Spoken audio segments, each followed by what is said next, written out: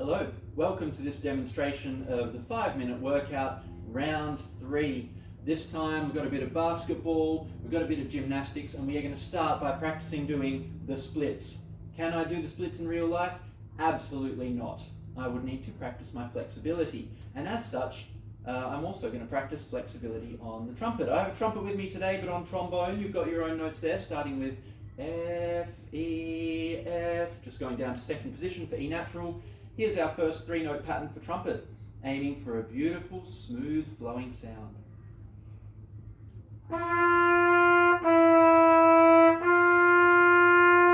I'm not actually happy with my open, warm sound that it talks about in the focus point there, so I'm going to try that again and relax my jaw as if I'm yawning to let a bit more air through.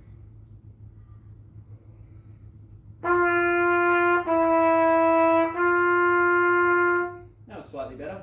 Up to the A this time.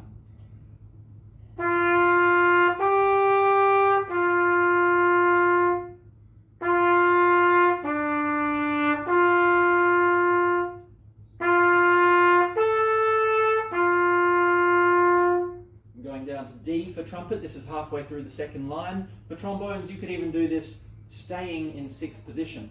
F, C, F. For trumpet, third valve slide out. Baritone as well.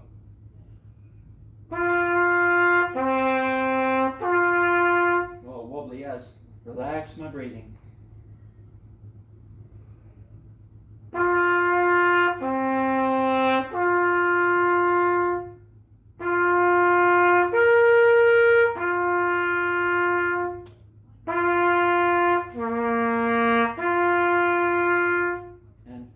We're going up to high D, down to low D, and back to G again.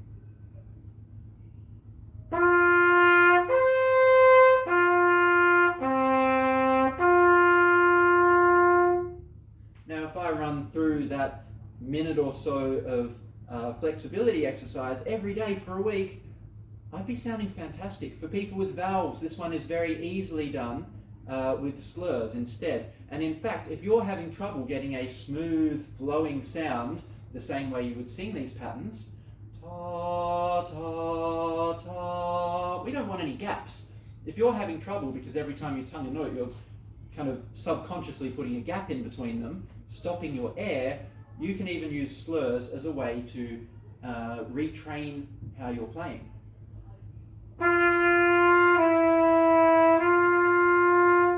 Playing each 3-note pattern, only tonguing the first note, is going to help you kind of remind yourself how to play with smooth air.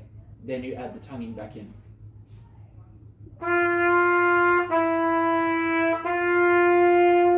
Okay, then we have nothing but net. This is a basketball exercise based on a video I've seen of Steph Curry, probably the greatest shooter in basketball in history. And in this particular video, he starts quite close to the ring. He takes kind of a one-hand floating shot from, I don't know, the front of the circle. In fact, it's going to be hard to explain. If you're not familiar with basketball, he takes a close-range shot, swish with one hand. Swish means doesn't even hit the ring. Then he steps back to the free throw line, shoots the shot, swish. And then he steps back to the 3-point line, which is the wider arc going all the way out, worth more points in basketball, same result, swish. And then he steps back again, and again back to the half-court line, scores the shot, and moves back in. We have a musical version of this incredible feat of shooting, and ours starts with a simple slur, low to high. This is C to G for trumpet, B flat to F for low brass. This is our floater, which is just the close-range, one-handed shot in basketball. Should sound like the last post.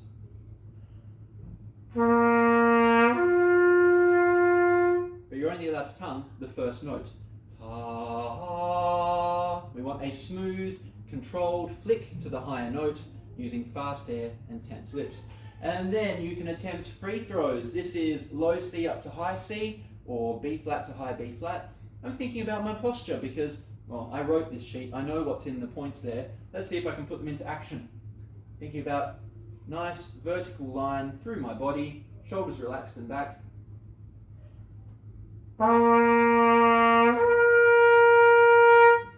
That was a success. successful slur from low C to high C, but it didn't sound as controlled and as warm as I would like.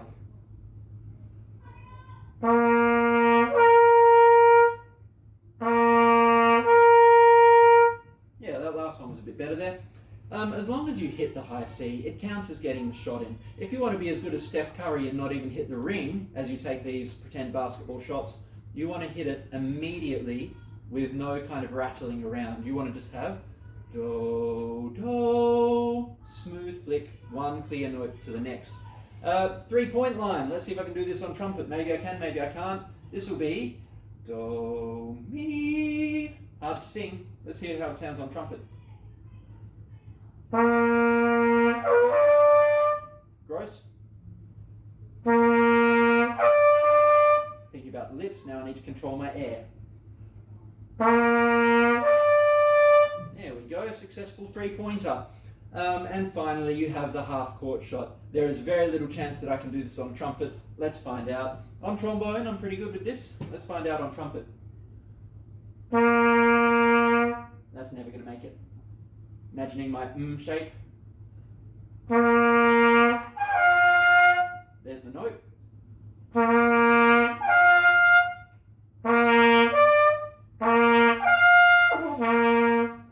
That's going to take me a number of days of practice to be able to get the 3-point shot in, low C to high G. The reason it's in red is because it's not important. It is the hardest one there. That's only if you're someone who's thinking, oh yeah, I am the musical version of Steph Curry.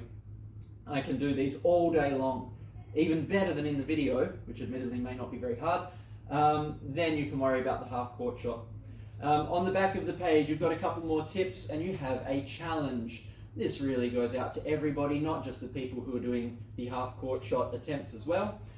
Your challenge is to try and get your percentage up. So take 10 of these each day, write down how many of them were successful, and then chart your progress over the course of 2 weeks.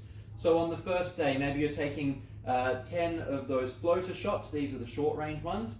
Do to so. 1 success. 2 out of 2. 3 out of 3. Take 10 of them, write down how many you got right. Then take your free throws. Do to do, low B flat to high B flat, or low C, depending on what instrument you play. Same deal. Each day, 10 of those, write down how many were successful.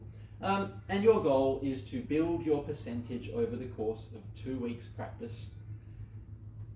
Alright, there are a few more hints. I'm not going to read everything there to you. You can put this into action based on what you've seen.